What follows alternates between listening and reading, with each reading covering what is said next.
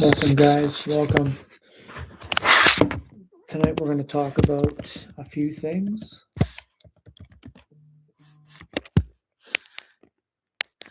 Welcome. We're in the middle of talking about resource guarding, and then I'm going to talk about puppy training. So if you have a dog, please let me know.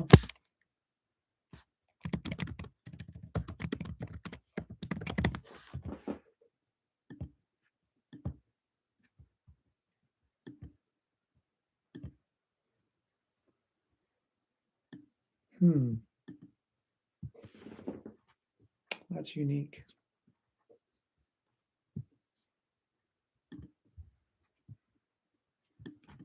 Okay, well, I'm just going to focus on TikTok because this is not giving me anything that I'm hoping for right now. It's just giving me a green screen and not giving me anything. So we're going to stay live. I'm going to move this green screen again because it's essentially doing nothing for me.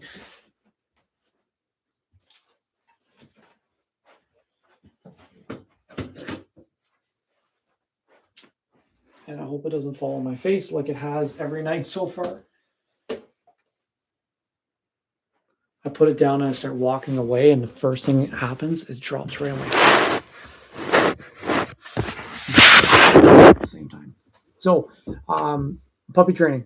This is going to be actually, let's talk about jumping up on people first, because a puppy or a regular dog, adult dog, all struggles with the same thing. Having a dog jumping up, this is one of the biggest problems I get. I would say probably almost every client struggles with this. They have a dog jumping up and they don't know what to do, and they try their best to litigate the problem, but it starts with people. A lot of times you're going to get people, and not just even more. You don't want to be telling people no, because the thing about telling people no is once you add, the psychology is really unique, because once you tell people no, what ends up happening is they will always hesitate. I don't know what it is. It's the pushback. It's once you, well, a psychologist told me it's once you create an obligation, you're making an unattainable obligation that someone's not prepared for. So what ends up happening is you say, no, don't touch my dog. We're doing this, whatever, whatever. And then right away, it's okay. I don't mind your dog jumping up. It's okay. I don't mind your dog sniffing my crotch, whatever the case may be. So first off, it starts off with you guys with the jumping up, and then it goes to your guests. Don't ever tell your guests no. That is something that no matter what you're trying to train, don't say no to your guests, because as soon as you say no, they're going to resist. Instead, give them a task. What I typically do is I say, hey, you know what? We're not going to play with the dog right now. Can you just give me 5 minutes? Just ignore the dog for 5 minutes. Once you sit down and settle down, once the dog settles down, then call the dog over, give the dog all the love in the world. But it's important that you get and break that boundary, because if you're always going down the same path, you're going to get the same answer. So with jumping up, it starts with you.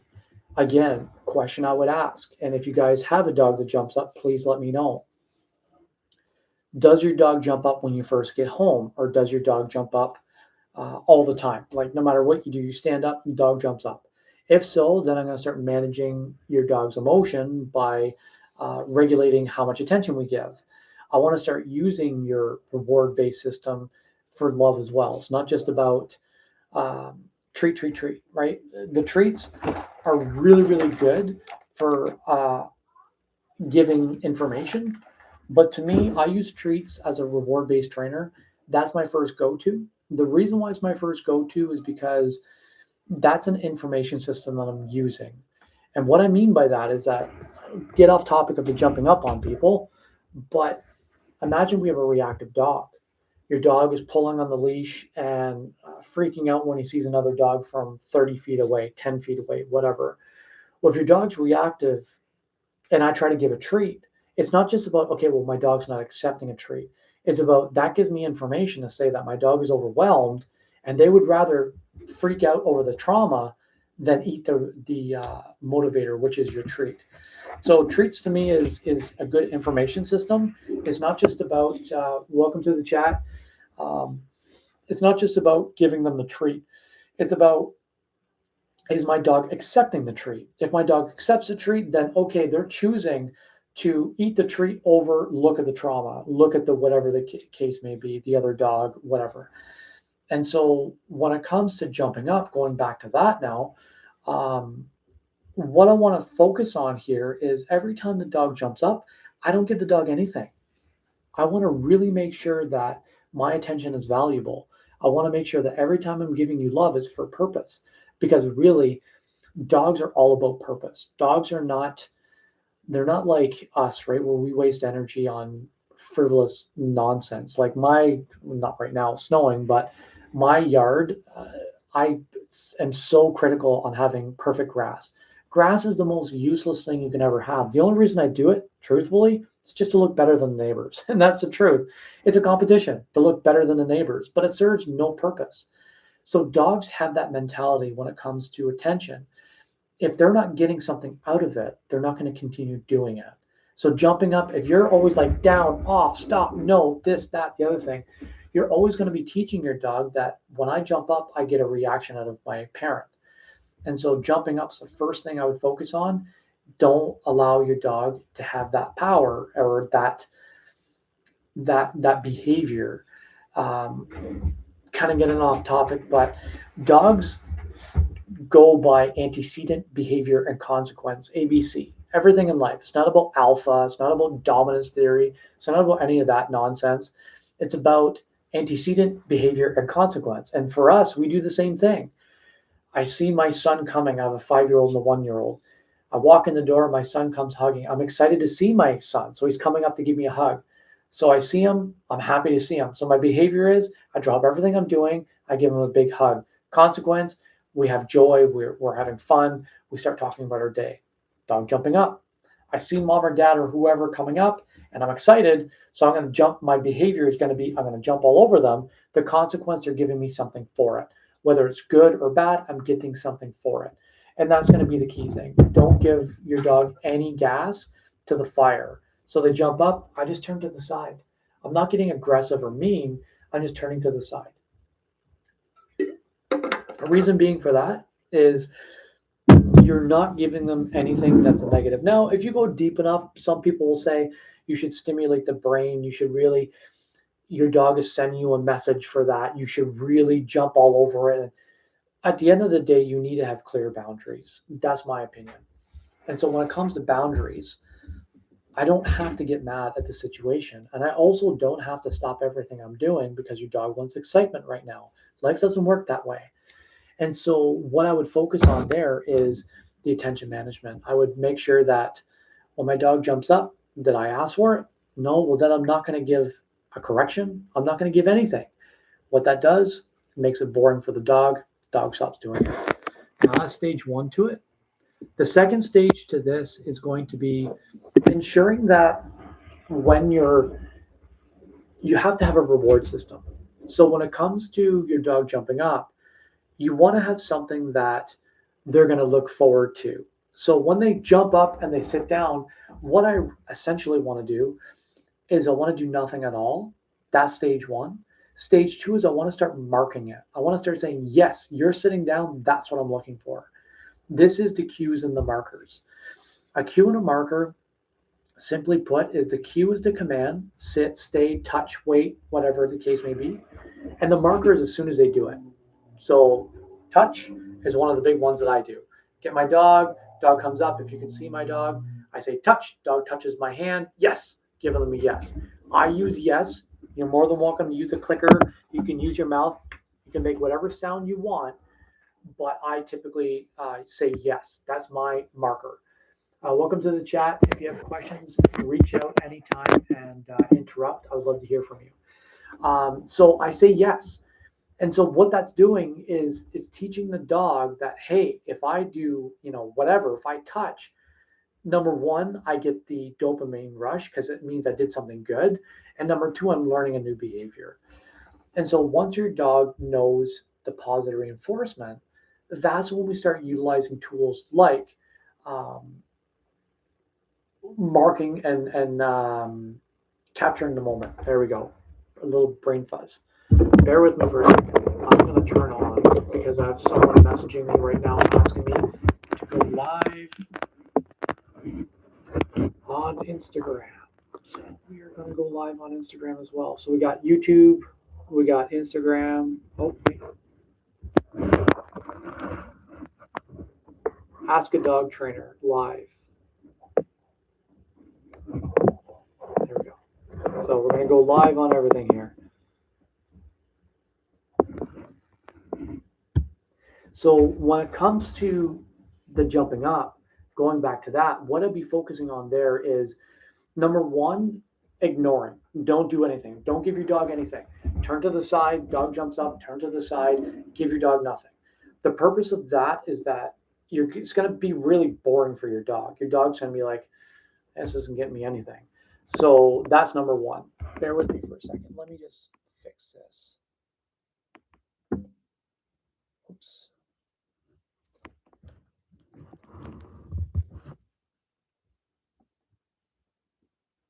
Good enough.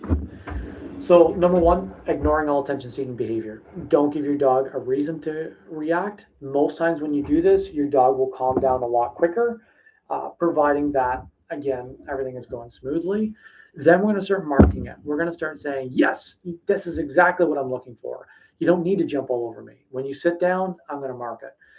The key tip on marking a behavior, like when they're jumping up, is ensuring that you're giving it enough time. Because if you reward a dog too quickly, what ends up happening is they're very smart, but they chain things together. They link it together and they say, well, wait, if I do this, I get this out of it type deal. So if you mark it too quickly, what will end up happening is your dog will actually say, well, wait a second, I jump, jump, jump and sit down, and that's what gives me the reward. And that's not what we're looking for. We're looking for your dog to stay nice and calm. So that's why you want to mark it after about 15 to 30 seconds. That is my go-to. I want to work my way up to 30 seconds, depending on the behavior. Welcome, guys, to the chat. If you have questions, please don't hesitate to reach out. Right now, we're talking about jumping up. And my name is Jack. I'm a behavior specialist, and that's what I focus on. So feel free, ask away. So the jumping up part, that one there is a fun one. I deal with it very, very often. Number one, don't let your dog win that battle by getting amped up. Reacting to your dog is not going to help the situation. It's just going to give your dog some unclear examples of what's okay and what's not okay. Create the boundary by giving them nothing. Treat it almost like a bully. Bullies feed on energy, right? So I would say in that situation, dog jumps up, give them nothing. That's stage one. Stage two is going to be, again, marking it. So now they're sitting down, they're being quiet, and they'll start doing that because once you start rewarding, they're going to say, wait a second, that's what you're looking for me to do? You wanted me to sit here? And then you start having fun with it because now you're capturing the moment. And capturing the moment is really, in a nutshell, all I focus on. I focus on making sure the dogs are nice and calm. Once they start doing a behavior that they've thought about themselves, then I mark it. And yes, that's what I'm looking for. Again, you can use a clicker if you choose to. I personally use my yes. That's my go-to. That I always have my mouth with me, and so I will do that more than anything. Just say yes, but I do use clickers as well, depending on the training. If you have a dog who is a little bit overly, I wouldn't say nervous. Puppies are really good to use clickers with, but most times I just say yes. So the jumping up, again, guys, if you're joining the channel now, bear with me. I'm trying to keep up. I bit off more than I can chew here. If you have questions, please don't hesitate. Ask away. Because we're talking about resource guarding. We're talking about jumping up, and then we're going to be talking about some puppy training.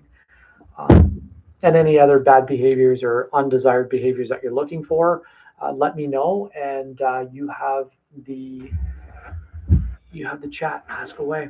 Welcome to the channel. As I look around, I'm trying to keep up with everyone. Yeah, so resource guarding, we talked a bit about resource guarding. If your dog is aggressive, I would need to know more information about that, just so in that way I can answer efficiently on what's going on. Because if your dog is overwhelmed by your presence, just being around you, that's a problem on its own. So we want to make sure that if your dog is freaking out, we first got to build up that trust. We got to help your dog really care about you and not be scared of you. If your dog is fine with it, but you can't go close to the food dish, that's when we start building up. Have an empty dish, throw a treat. Again, talking about one of my clients, they used sardines. Take a sardine, chuck it into the bowl. The key tip on this is making sure that you have an empty bowl. Don't have any value in there. It's all about the analogy I use is you have a scale from 0 to 10, and that's your dog's behavior. And so if I'm trying to do training, my dog can't learn anything if they're at an 8 out of 10. If they're stressed out, they can't learn anything. They can't adapt to anything because they're freaking out. No different than us. If I'm having a panic attack and you're like, "Hey, can you fix this for me?" No, I can't. I can't even fix myself right now. I freak out, right? Not that that happens, but hopefully if anyone has anxiety, you guys would understand that. And so when you're trying to create building trust with your dog, you want to make sure that you're being effective and efficient without being overwhelming. And so I always start with an empty dish. I had a client, another client that was severe, and this gentleman unfortunately was abusive. They were an elderly couple, and it was so hard working with them because what would happen would first the wife would rat out the husband. Well, he hits the dog.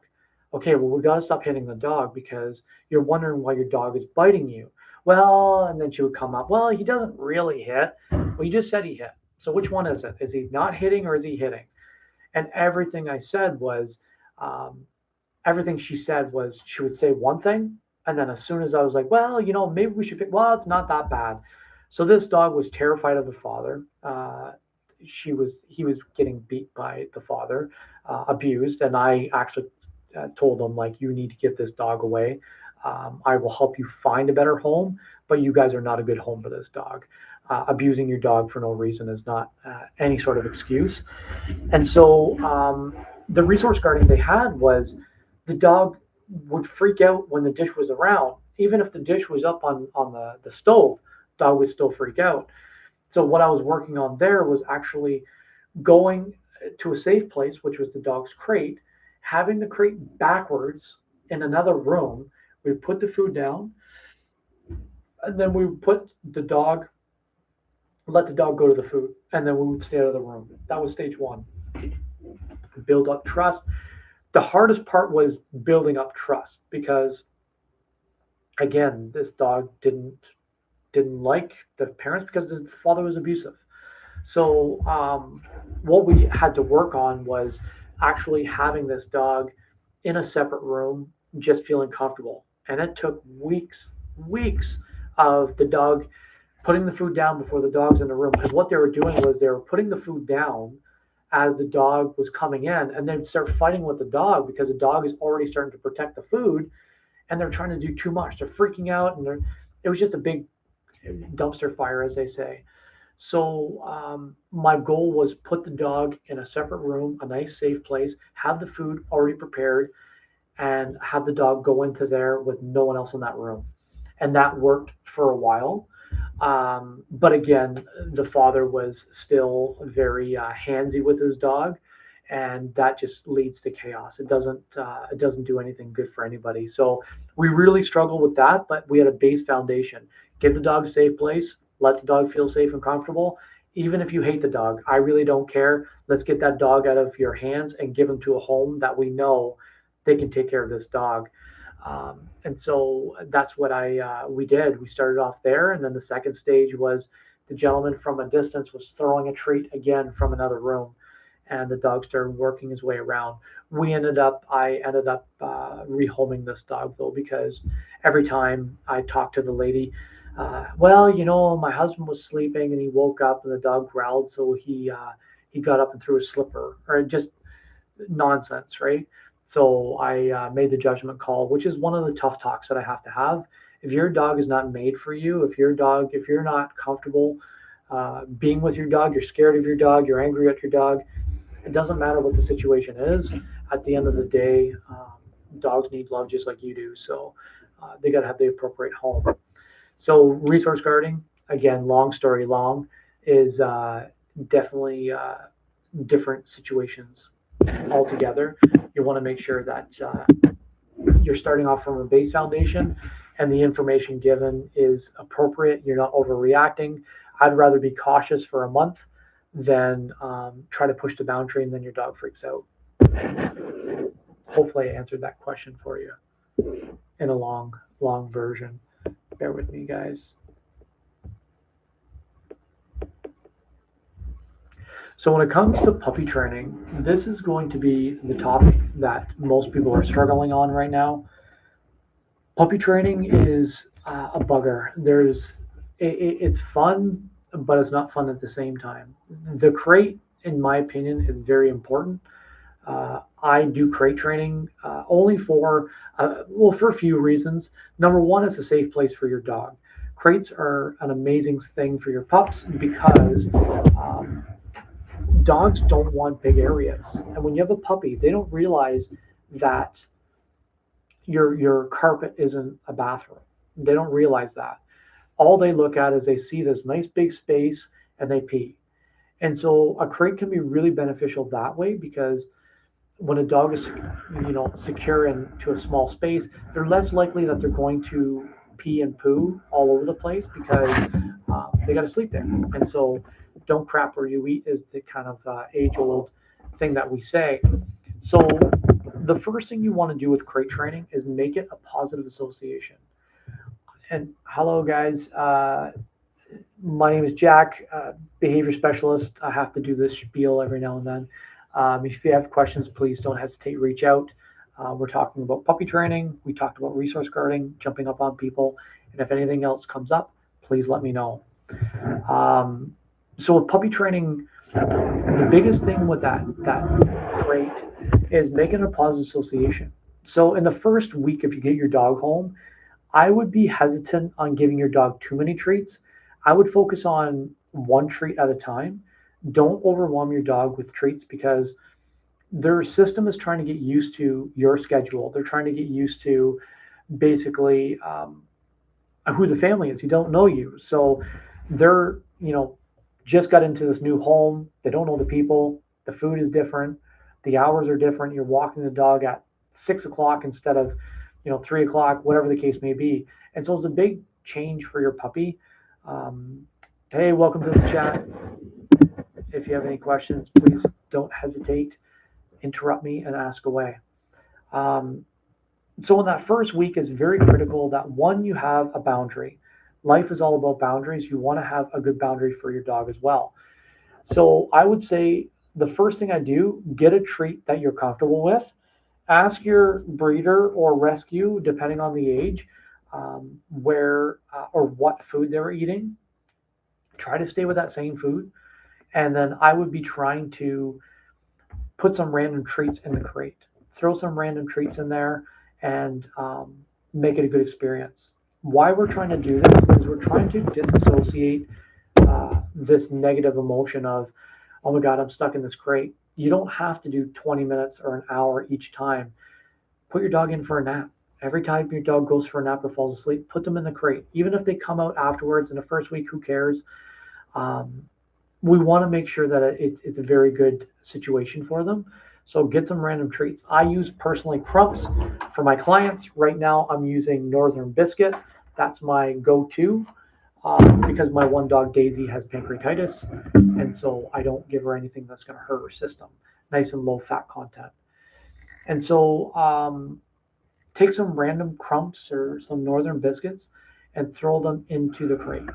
Just random, not, you can lure her in or your dog in, the puppy in with a treat. But for now, it's better that you just get sporadic. Oh my goodness, there's a treat in here. That starts creating that positive reinforcement that your dog's thinking, wait a second, if I jump in here, I get all these delicious treats. You want to start creating a good environment for your dog in that crate. Nighttime is going to be a bugger. It always is. And by all means, is anyone dealing with puppies right now? If you're struggling with puppies, please let me know. But the crate at nighttime is probably one of the hardest parts of this whole training. You don't want to be opening up the crate when your dog is freaking out. You don't want to be just creating that. If I bark, because again, let's go back to the ABCs: antecedent, behavior, consequence. I'm scared because I'm in the crate is my antecedent. So my behavior is I'm going to bark and howl and cry. The consequence, mom, dad, whoever is going to open the crate, let me out. So you don't want to create a bad habit. But things you can do, number one, track when they went to the bathroom last. You don't want to be letting your dog spend all night not using the bathroom. So if it's a puppy, every couple hours. For 9, 10 weeks old, every hour and a half to 2 hours almost, you got to let your puppy out for a pee. And so ask yourself when your dog is crying, um, when's the last time they peed? Should I let them out for a pee? That's the first question.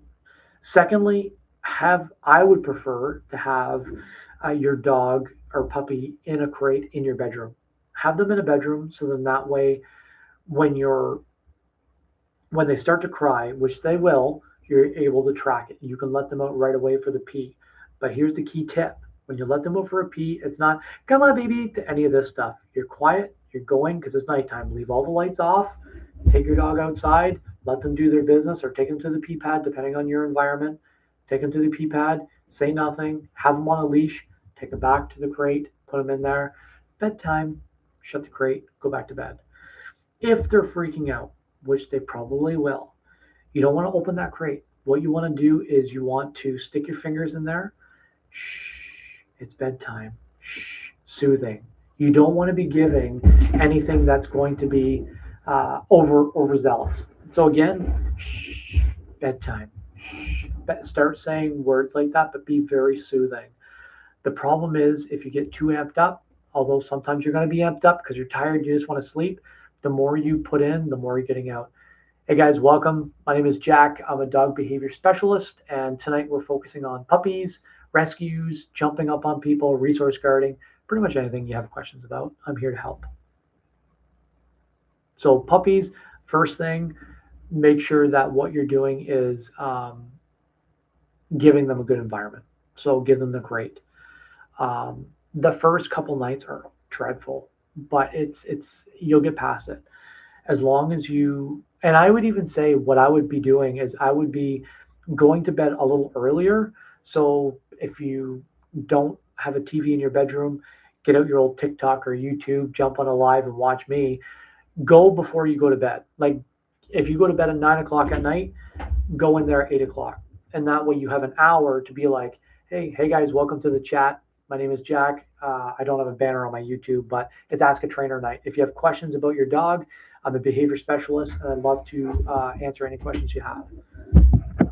So when it comes time for your puppy, uh, I think I was talking about the crate, and if not, I'll go back to it. Um, you want to just have a nice calm demeanor, nice and calm. You don't want to overwhelm your pup at the beginning, especially in the first week. Your dog doesn't know anybody. So you got to be reassuring. Less is more. I talk about this with rescues as well.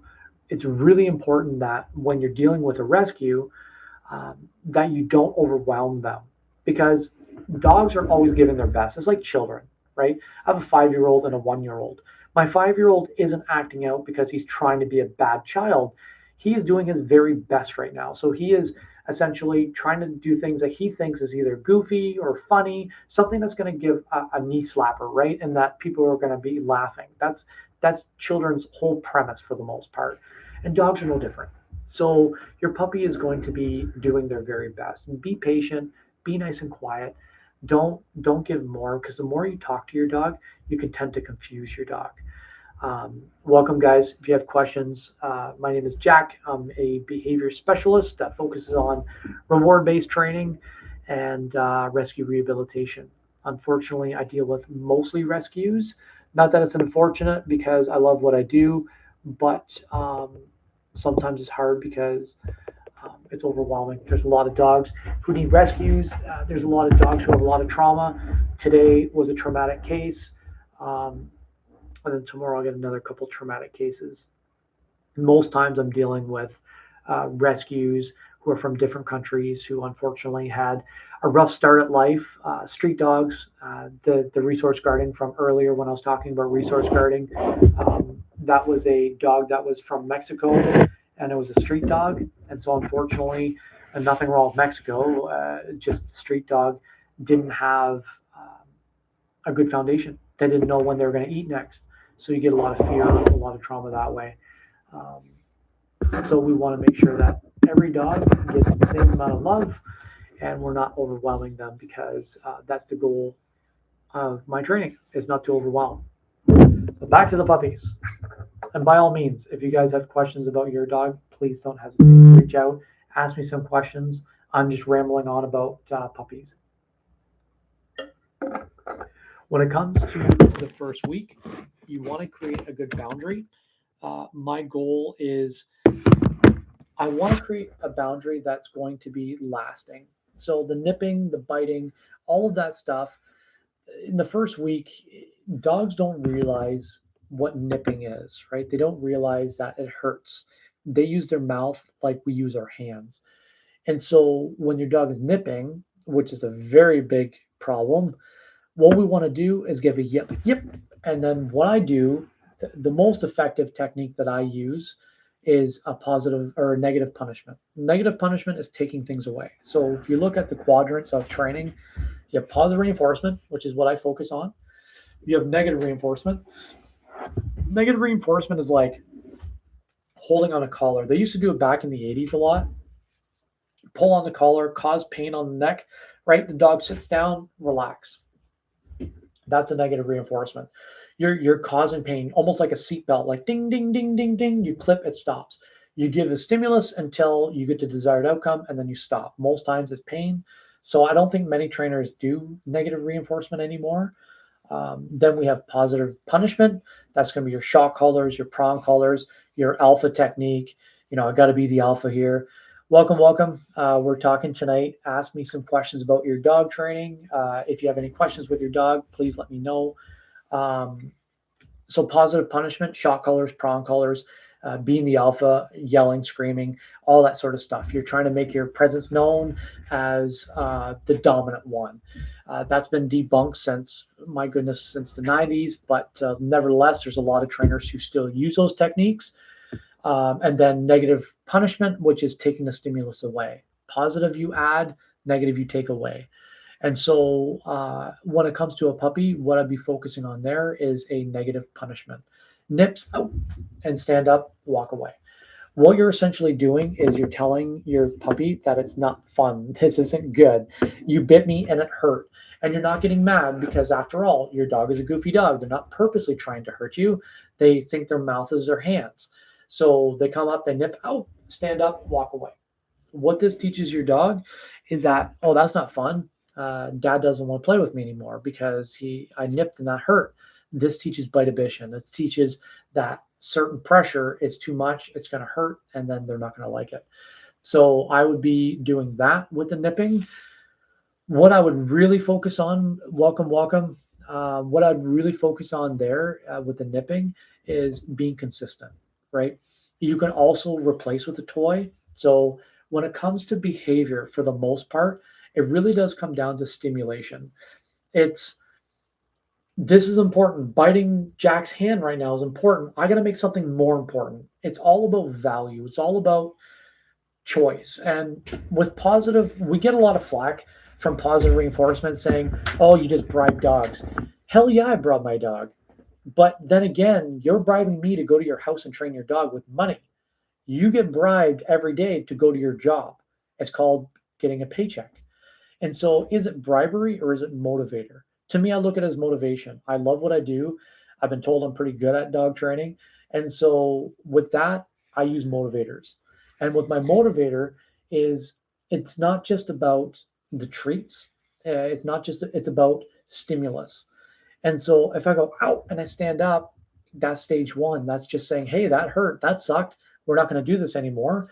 But then if I say, hey, grab this toy, grab this book, grab this instead, and I make this super exciting for the puppy, then they're going to be less likely to want to be chewing on my hand, more likely to be wanting to chew on the squeaky toy because, again, they don't want to be freaking out on you. They want to be having fun. They're like a goofy child.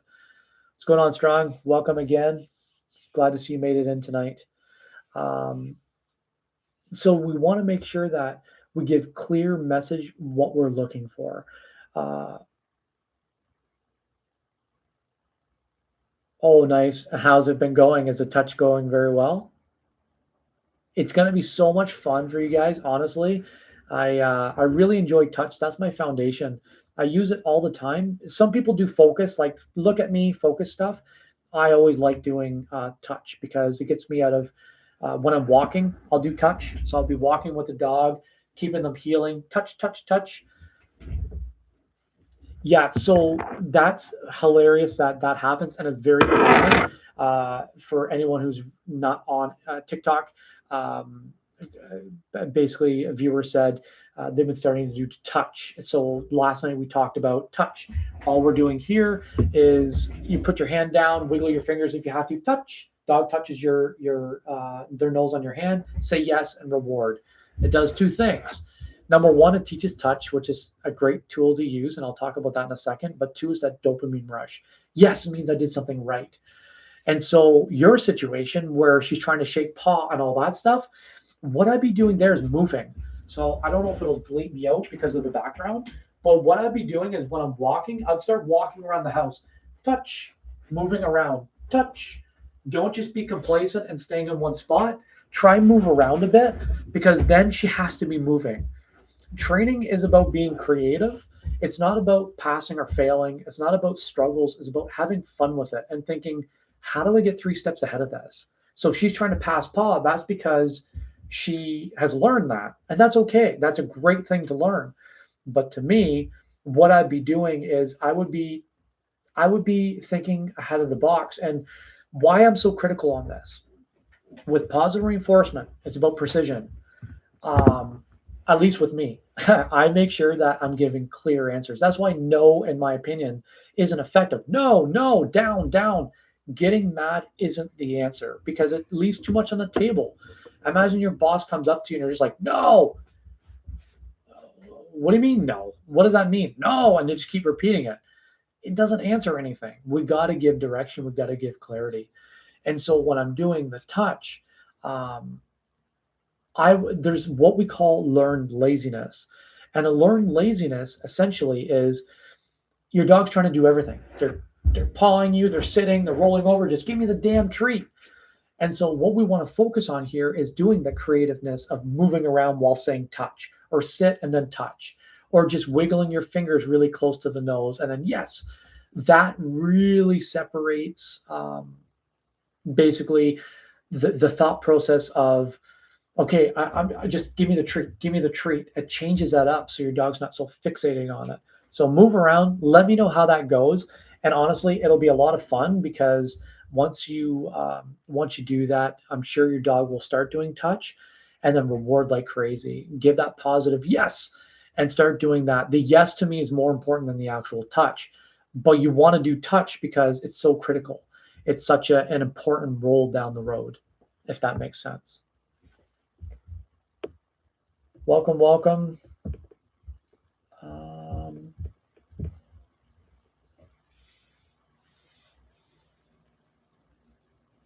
yeah, so you gave her the touch right before you gave the food, and she did it because, again, that's positive reinforcement in a nutshell. And hello, Agatha. Welcome to the chat. We're dealing with resource guarding. We're talking about puppy training, talking about jumping up on people, and all the in between. Join in, ask me some questions if you please. Um, yeah, so that's perfect. Positive reinforcement in a nutshell. It is it's all about choices. And again, go back to the bribery. When the people who give the negative about positive reinforcement, like, oh, you're just bribing all day long with treats. You bribe me to go to your house, and I'm charging you a lot of money for it. You're bribing me to come in here. But to me, I look at it as a motivator. I'm motivated to come see you. That's why I get a paycheck because I'm good at my job and I love what I do, but it's motivation. It's not just about training dogs, it's about creating a life for my family. And so when you have that food, you have a choice. Here's a yummy food, touch my hand. Yes, this is amazing. And now we have a reward system. So what you could do to really play along with it, get her to sit first, then do touch, then put the food down. Yes, put the food down. You just want to really, again, it's that yes that's more important to me than anything else. It's about letting her get that dopamine rush of, I did something right. What else can I do? And now you start training positive reinforcement and you start getting some big, strong wins on your side. You'll have to remind me again what was going on with your pup because I can't remember. Um, I made a funny post and it's so true. I can't remember her name, Winona Ryder, I think. She's like saying, I don't know what I did, and that's the way I feel when I do these lives. I have no idea what I'm talking about afterwards. I'm just rolling on. So remind me what your dog was doing, and yeah, we'll have fun with it. It's gonna be a lot of fun. And are you in Ontario? If anyone's watching and they're looking for training, look at www.thedogcoach.ca. That is my website. You can check out everything that I'm talking about. I have my positive reinforcement there. Yeah, so you want to use yes instead of good because the way it rolls off your tongue. Um, yes is definitely more excitable. So yes is one of those tools that it's so sharp and so quick, right? And good girl works. I'm not saying it doesn't work, um, but I would save that for the end of the training. And I think we talked about that last night. I would save that for the end. I'd be like, yes, good girl. And then you're done. And then she's going to get excited. You get excited. And then you carry on with your day. But that, yes, that quick. A lot of people, for a lot of older couples, or even not necessarily couples, but a lot of older people would rather use a clicker. They just can't get the yes on time. The downfall to that, you're always walking around with a clicker in your pocket. Some people make a sound, whatever you prefer. Yeah, if you're only using the word good, you can only get so excited. And it's funny that you say that because the analogy I use when I talk about positive reinforcement is I say, and welcome guys to the chat. Please feel free, join in with me. We're talking about rescues, we're talking about resource guarding, puppies, and all the in between. So going back to when you say good, the analogy I use all the time, which is kind of funny, is I tell people when you're doing positive reinforcement, it's like trying to yell bubbles out a window. You can't get pissed off at that. You can't say bubbles and freak out. You just laugh at yourself because it sounds so silly. So when you're doing positive, you're not getting mad at the behaviors you're not doing properly. And what I mean by this is if I'm so I talked about jumping up today. Jumping up, I don't get mad at my dogs for jumping up. Bear with me, it's telling me I got 5 minutes to oops. Why is it doing this? 5 minutes to show that I'm online. Okay. So when they jump up, I don't give anything, right? Um, but with positive reinforcement, it's not about getting mad. Getting mad gets me nowhere. It just pisses me off more because my dog doesn't understand what I'm saying. So instead of getting mad at the situation, we think, okay, well, if I do this, will my dog comply? Will my dog sit instead of jumping all over me? If I ignore when my dog's jumping up, what will happen? Most times your dogs will get bored of it and sit down. They don't want to be a bad dog, they just want to show love. And so what I do there, dog sits down, give it 15 to 30 seconds. Yes, reward. And when you start doing the positive reinforcement and you're saying, yes, the thing with that is once you get past where when you say yes and your dog looks at you right away, then you know that your dog understands that yes is a marker. Again, cues and markers for anyone who hasn't seen it. A cue is the command, the sit, the stay, the touch, whatever you're going to do. The marker is as soon as your dog does it. Yes, that's exactly what I'm looking for. It's almost like when someone's speaking a different language to you and you're like, they finally get through to you what they're trying to say. And you're like, they're like super happy. You can speak a different language. In fact, most good training schools will play what they call the training game. And I'll grab one person and we're going to say, hey, we're going to get this person to turn the lights off. They come in, they start heading towards the light. Yes, they go past it. They walk to the TV. We say nothing. They're looking around. They look at the light again. Yes. And then so on and so forth. You're only focusing on the positive. And when you do that, your dog is going to want to keep doing more and more positive. And it stops your dog from getting confused, stops your dog from being overwhelmed, um, and it's just a lot of fun. It's really so much more fun in my opinion because you got to think a lot about like what do I need to do to get this dog to listen, and that's the big thing.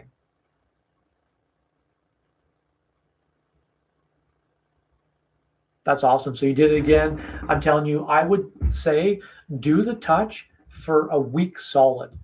Don't give no stimulus. So where I use the touch and where is really important for a lot of people. Now I have a dog who's fixating at the window. Bark, bark, bark, bark, bark, right? So if I can show my dog, most I couldn't use a green screen on Instagram and YouTube for some reason, but hopefully you can see this. So dog's barking at the door. I bring the touch in. So now the dog has a choice. Can't really see the dog. The dog has a choice. I either get the yummy treat or I run to the door. But it's all information. Remember, we're not getting mad because that dog is telling me I'm scared at who's at the door right now. So I'm going to go bark at the door or the window or whatever.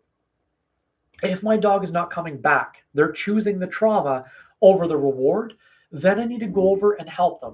What I typically will do is I'll stand up, say they're at the window, you can't see because of the green screen, but I'll stand in front, I'll get in front of them and I'll say, sit, and then I'll do touch, and then I'll do touch from the side, and then I'll do touch from the side. And slowly what I'm doing is I'm getting the dog away from the sound, getting the dog away from what is scaring them. That's why touch to me with no stimulation at all is so critical at the beginning, because what you're trying to do is you're trying to plant that seed of positive reinforcement. It's almost like, and I said it yesterday and I'll say it again today, it's like picture someone in your life that just makes you smile. Obviously my children, that's obvious for that, but my grandparents, right? I had a really, really rough childhood. And so to me, when I think about my grandparents, they were hard on me for a lot of stuff, but I only focus on the good because of the positive association that I have with all the good moments they have. So for me, when I look at the trauma and I say, touch, I want your dog saying, oh yeah, sorry, bear with me for a second. This is squawking at me. I don't know what's going on. So basically, with positive reinforcement is you're trying to say, "Hey, touch. Oh yeah, that's right. I get a yummy treat for that," and then you start getting your dog back to focusing, and that's really when you start doing it. And so for the next week, don't give any stimulation at all. Just do touch, touch, touch, touch, touch. Then where I would focus on little things would be, say, your wife is going to or partner is going into the kitchen, and your dog's going to follow right away. Bring out the touch again. That's low stimulation. If you're doing low stimulation and building your dog up effectively, you can get your dog to have perfect recall. You can get your dog off leash. You can do anything you want as long as you're presenting tools effectively and efficiently. And that's really what I focus on is breaking things down so they make sense. So then that way your dog can understand and learn from it, but then get those wins. So you're like, oh boy, I can do whatever the heck I want. And that's in a nutshell, positive reinforcement. Welcome, guys. My name is Jack. I'm a positive reward-based trainer that focuses and specializes on rescue rehabilitation. Tonight, we're talking about resource guarding, puppies, jumping up, pretty much everything in between. We want to make sure that, and no problem if I love talking about dogs. So next time I'm jumping on live, I'm probably going to do live again maybe tomorrow night. I don't know. We'll see. But typically 8 p.m. Eastern time, depending on where you're at, you can expect to see me on here where you can ask questions. YouTube chat. Sorry for the no green screen, something messed up. But ask a dog trainer. If you have questions about your dog, please write in the chat. I would love to answer any questions you may have. Same with Instagram. I'm kind of doing a little bit of everything here. I'm good at training dogs, not so good at working the system. Is there any other questions you had about your girl before I start talking a little bit more about puppies? Because I had a hard time with a lot of puppies. I've been getting called left, right, and center. I got called on Christmas Day. I need you to come here today. I have a puppy. I'm freaking out. So we're going to talk about some pretty safe stuff to do with your puppy.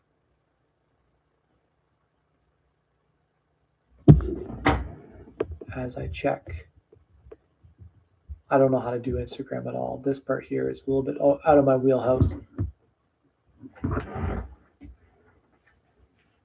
Guys, welcome, welcome. We're talking about dogs tonight, all about dogs. I'm gonna put that in the chat.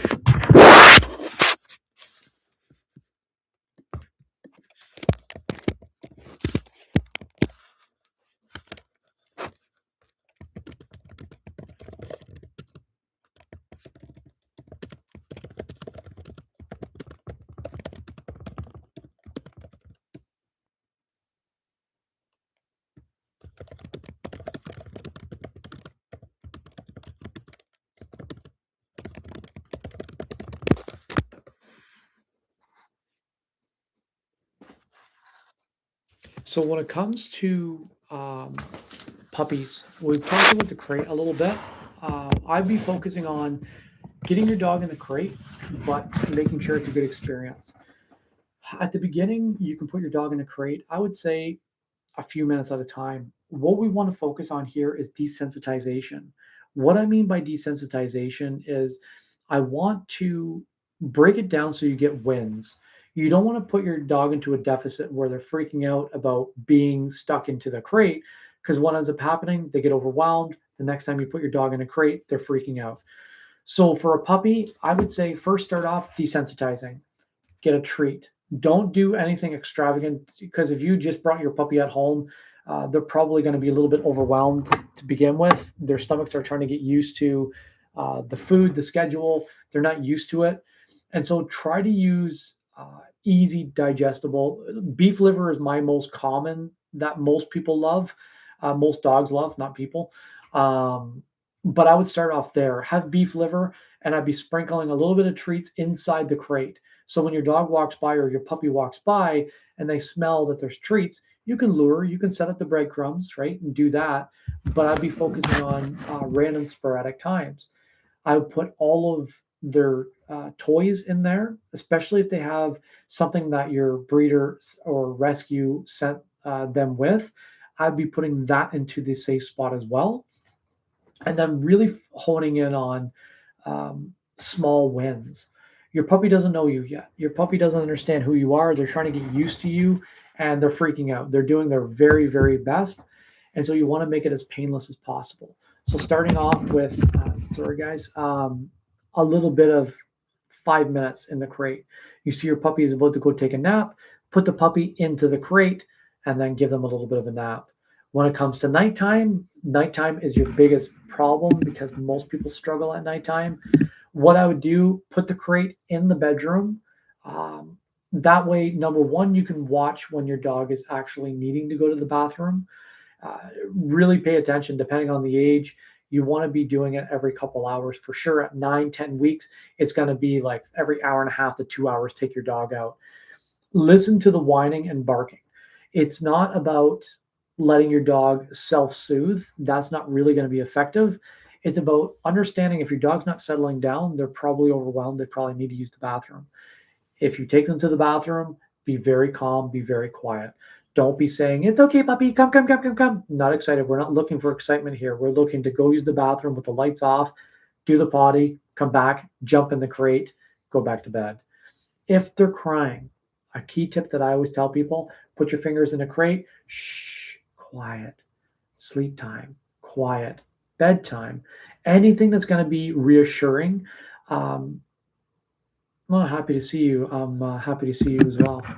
Um, we want to do something that's reassuring. We want to make sure that when we're doing it, we're not elevating, we're not escalating, we're being nice and quiet. We're just being calm and not overwhelming the dog. It's important you don't just let your dog out just because they're crying. Because again, going back to the beginning, antecedent, behavior, consequence. Antecedent, I'm nervous because I'm in this crate. My behavior is I'm going to whine. The consequence, mom or dad or whoever is going to let me out.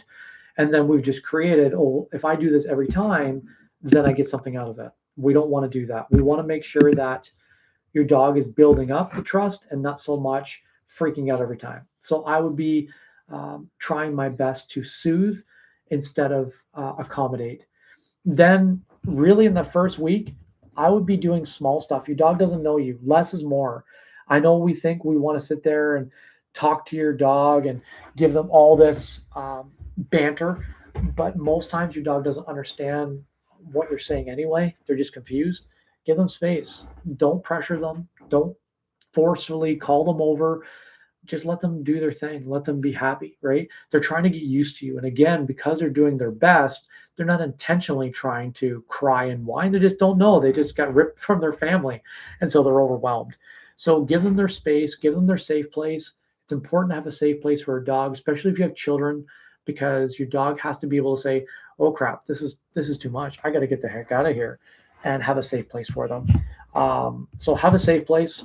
Less is more. Less banter, and then we want to make sure that when they're in the crate, we're making a good, positive experience. No banter. Your dog's freaking out. Shh, quiet, bedtime, quiet, bedtime. Stuff like that. That's reassuring. That way, your dog knows, hey, it's bedtime for me. Hopefully, that makes sense. If anyone has questions about that, please let me know.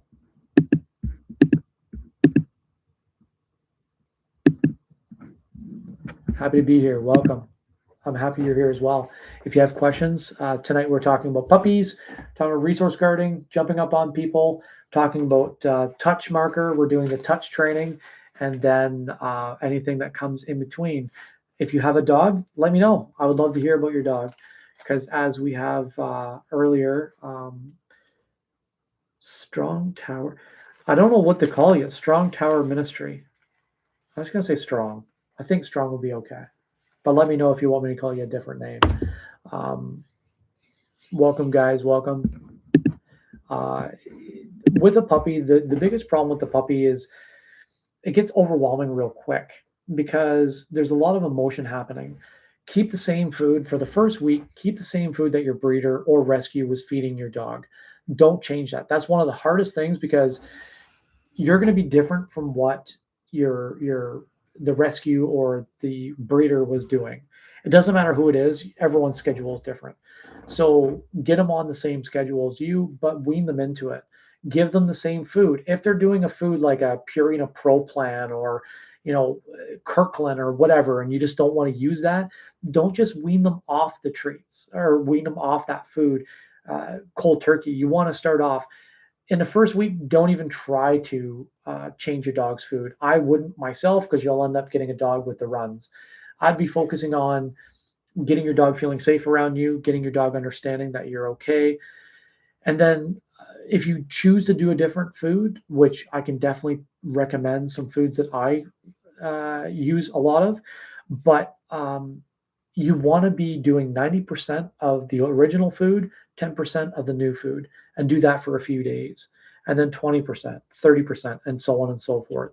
You don't want to be overwhelming your dog's system because they're already trying to get used to your system compared to what they were used to, especially because of all the moving parts they have present. If you're going to use a treat, simple ingredients. Not sure where you guys are coming from. I live in Ontario, so I use Northern Biscuit is my brand that I use for my dog. The reason why I use this one is because one of my dogs has pancreatitis, so she can't handle high levels of fat. So this here has 4%, 3% fat into it, which I'm just noticing now. It's so funny. It has apple cider vinegar as an ingredient. And funny enough, I tell people when your dog, well, I don't do it anymore so much, but if you're trying to stop your dog from nipping on stuff, apple cider vinegar is one of the tools that we use to stop the dog from chewing on things because they don't like it. Unless it's the context of Canadian bacon with blueberries, then apple cider vinegar is lovely because my dogs absolutely adore this treat. But I typically use Crumps. Crumps beef liver is probably my go-to. I wish I got sponsored by these guys because I praise them every day. Simple ingredients and the mini trainers, which I don't think I have any more of around here, but the beef liver mini trainers are just tiny, tiny little cubes. They're so small. And if anyone's ever tried to use beef liver before, my goodness, you can't break them up. It's turns to powder and dust, and before you know it, half of your bag is just garbage. So, um, beef liver mini trainers by Crumps is my go-to brand because I've trained Saint Bernards with that treat, and I got to lift their jowl and put the treat almost like a nicotine pack, put it underneath. But what it does is your dog can smell. Your dogs smell. We have 5 to 6 million scent receptors in our nose. Dogs have 100 to 300 million, and so they smell the treat. They're motivated by it, and then their taste is really good as well. So I put that little underneath their jowl. It's quite funny to do it on a Saint Bernard because the dog was 150 pounds, but nevertheless, you're in Alberta, which I think. Do you guys have Northern Biscuit in Alberta? Because I'm pretty sure this is in BC. I'm pretty sure. I looked into it. I thought it was BC. So Crumps is another Canadian brand. Crumps is made in Mississauga. I'm close to Toronto. So Crumps is very close to where I am. It's local. And again, the reason why I love it so much is it's just nice and safe ingredients. It's not a bunch of fillers. That's the big thing is you start getting into some of this fillers. I like to keep it simple, especially for, as an example, from FROMM is a kibble. They've been doing food forever and a day. Well, they always used to have 4 or 5 different ingredients: chicken, lamb, turkey, rabbit, all this into one bag of different proteins. The dangers to that, and this is not from me, this is from my veterinarian, is if the dog develops an allergy, you can't use any of that meat source. So you can't go to the next brand of chicken and rice. You can't do that. You got to do kangaroo meat, whatever's not in that bag. And if you're using 5 or 6 different proteins, it makes it harder. Now, again, I am not a veterinarian. I do not claim to be one. This is coming from my veterinarian. So I trust them over anyone. But yeah, simple ingredients. I think this is, I seen it was BC, I believe. Nevertheless, you're in Alberta. You probably have Northern Biscuits. You probably definitely have Crumps. And you definitely, most certainly, have cold weather. Is it cold there right now? Because it is freezing here right now.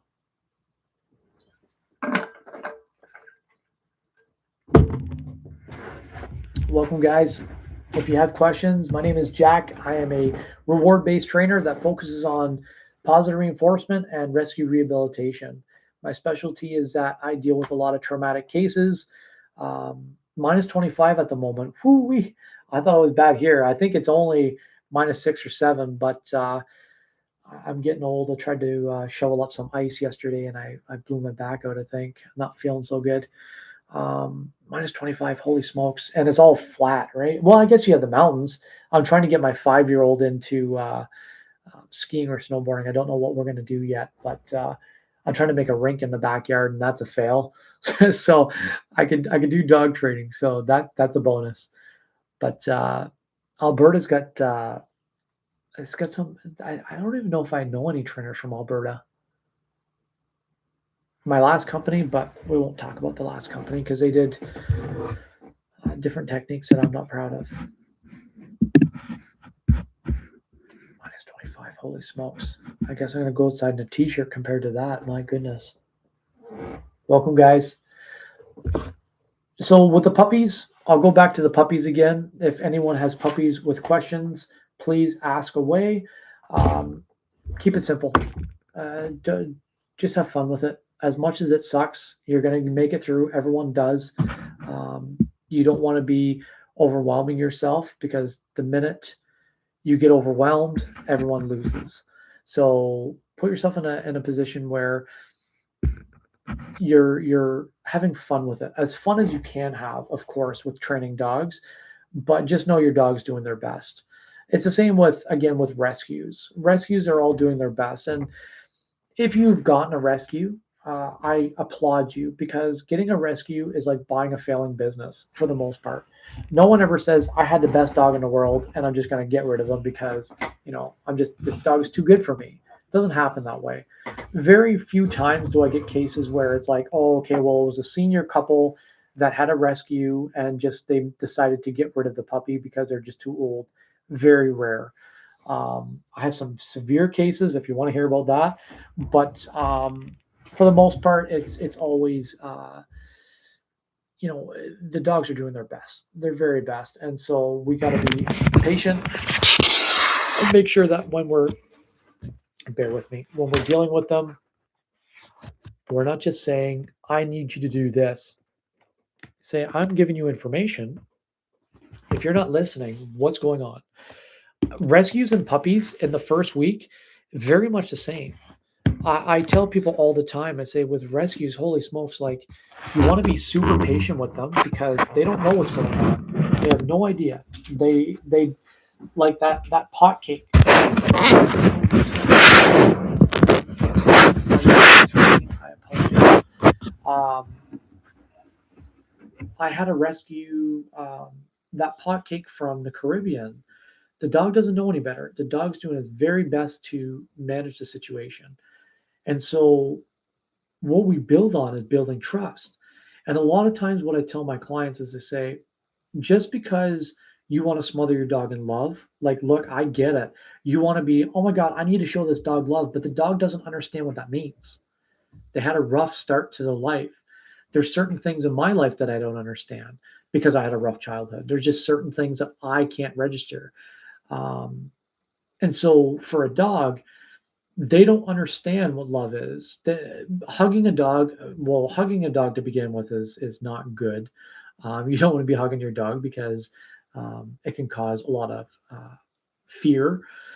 But if you're calling your dog over and you're like, well, I'm just giving you treats and I'm doing this, this, this, they don't know what that means. If it's a street dog, they've only had most times, like if it's a street dog from the Caribbean, most times there's no physical abuse for the most part. I'm not going to say every case is like that, but for the most part, there's typically no abuse.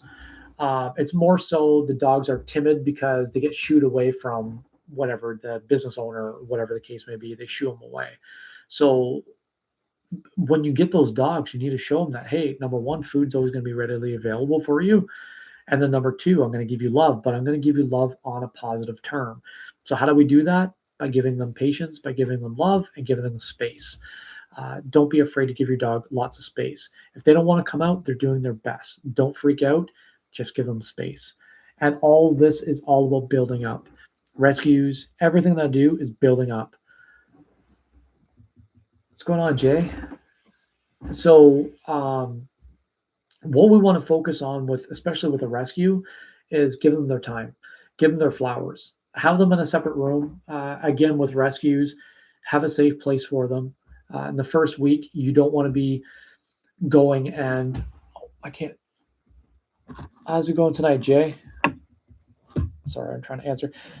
We're doing a Q&A about dogs. So if you have questions about your dog, please don't hesitate. Ask away. When it comes to the rescue part, a lot of times I will give them a safe place right out the gate. First thing you should do, you bring your rescue home, find out where am I going to put this dog. Not just, oh, he's going to be sitting in the corner of the room. Give him a safe place, like an actual safe place that is going to be nice and quiet for them so they can kind of not only desensitize to the new environment, but they can also get used to the sounds, the smells, the environment, the structure. Because after all, most people are going to work in the day. So if you have your dog in that safe place, even though you're not talking to them, you're still getting them sensitized or desensitized to the environment. And so have that safe place for them in the first week, give them space. Don't be going in there. It's okay, baby. Look what I'm going to give you. They don't know what that means. They're going to get freaked out. So just give them space. If they approach you, yes, good boy, good girl, whatever, and give them some rewards. Again, when you first walk in the room, depending on severity, if your dog is really overly overwhelmed with people, don't be come get your food. Don't get too excited. Put the food down. If they allow you, if there's no resource guarding, if there's resource guarding, then I wouldn't be stressing it too much. I wouldn't be, oh, Welcome, guys. My name is Jack. I'm a reward based trainer that specializes in rescue rehabilitation. Ask away. The platform is yours to ask me lots of questions. So, with the rescue in the first week, safe place, and then desensitization. Get your dog used to being in the environment, meaning you have a bathroom, a den, a laundry room. You don't need a lot of space. If you live in a bachelor apartment, I could care less. Create a corner.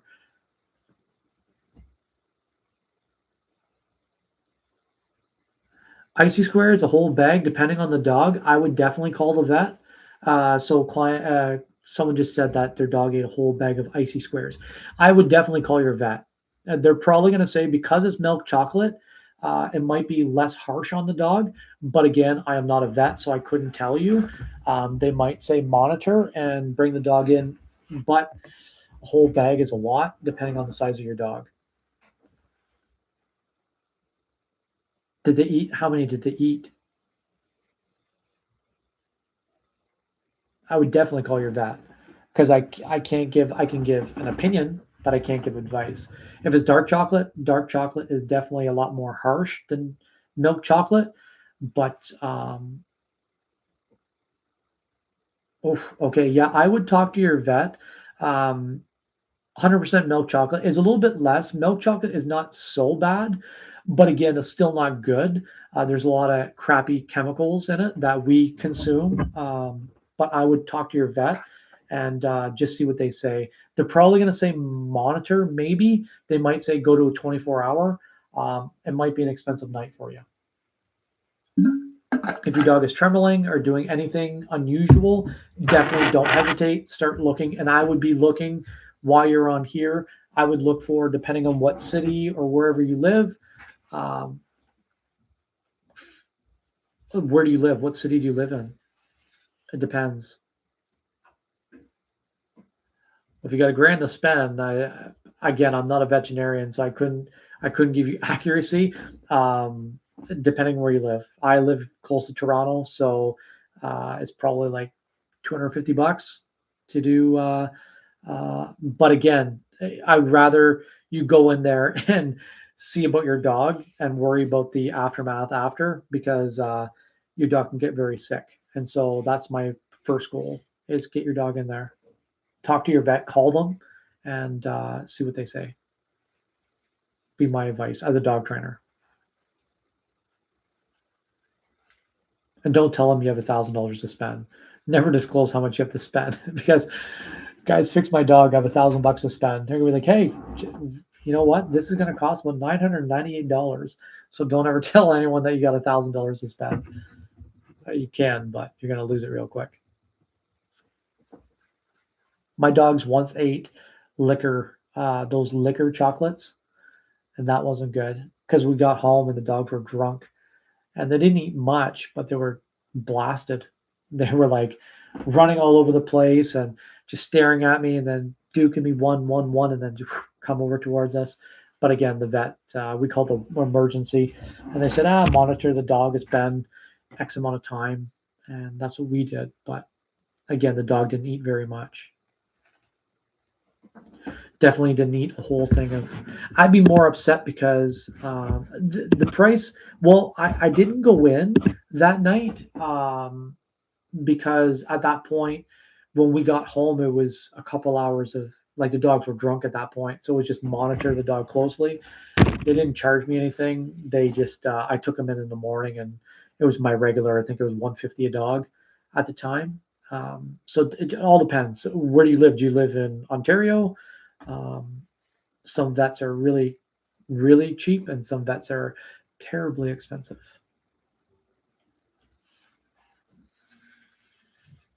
It all depends on your vet. I have one vet that I went in because my one dog had basically her anal gland was rupturing because she didn't express it herself, and they were trying to sell me on a dental plan. So my poor dog was freaking out, and she was like, "Yeah, if you just do dental, like this will be," and it was like $4,000. I'm like, "Just fix my damn dog's abscess in her butt. She's in pain." So, depending on where you go.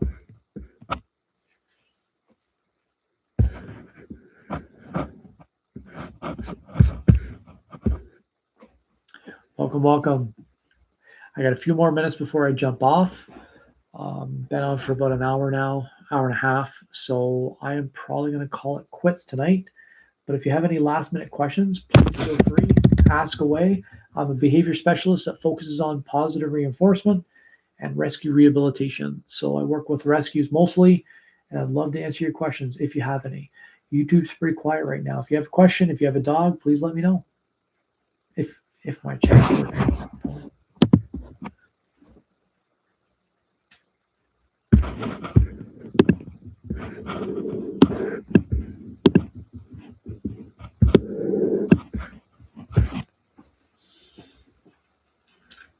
All right, well, guys, it's been fun.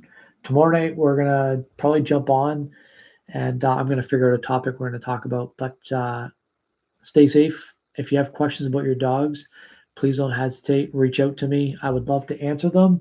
I'll probably jump on again tomorrow night, same time, 8 p.m. Eastern time, and then kind of go from there. It's been a pleasure so far, guys. Thank you so much, and we will see you soon.